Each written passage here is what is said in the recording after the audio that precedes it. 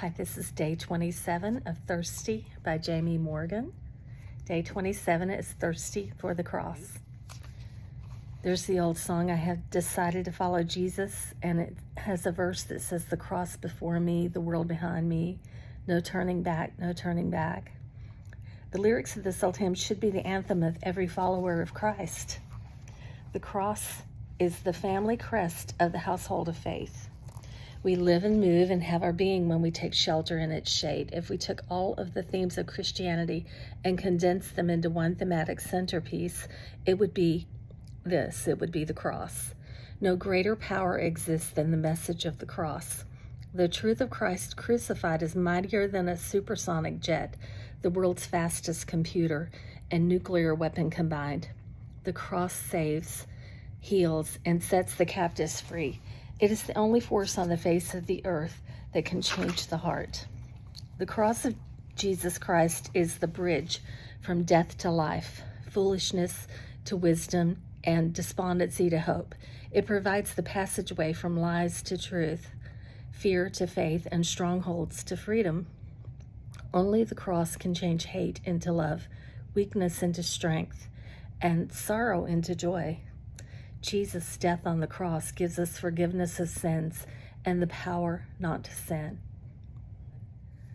Without the cross, we wouldn't be born again, possess a generation-shaking testimony, or have mountain-moving faith. Lost and confused, we would try to find the way, truth, and life, but still be frantically searching. Without the cross, we would be bound for hell. The struggle is not to allow the world to distract us from the cross. Honestly, there's a continuous war for our affections and desires. The enemy of our soul would like nothing more than to sidetrack our attention toward anything else but the cross. Satan's nightmare is that our eyes are permanently affixed without deviation on the cross, so he uses the things of this world to entice us away. What is the world? The world can take a myriad of anti-God forms, that includes philosophies, values, entertainment, behaviors, and imaginations that rebel against God. The system of this world stands diametrically opposed to the kingdom of God.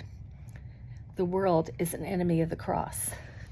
James chapter 4, verse 4 says, "You adulterers, don't you realize that friendship with the world makes you an enemy of God? I say it again, if you want to be a friend of the world, you made yourself an enemy of God." No one can serve the Lord without first renouncing their allegiance to the world. If we don't, we commit spiritual adultery and become an enemy of God. To embrace the cross, we must shun the world. If we're devoted to the world, we're rejecting the cross. It's that simple. There's no room for compromise. The world has absolutely nothing to offer. In every matter of life, we must continuously return to the cross. This is the good fight of faith in which all believers must engage. Are you having an argument with your spouse? See who can race faster to the foot of the cross. Are you feeling hopeless? Anchor yourself to the base of the cross. Do you have division or discord in your church? Stand together and unified at the cross. Loving your enemies seem difficult? Receive God's unconditional love at the cross. Are you a university student?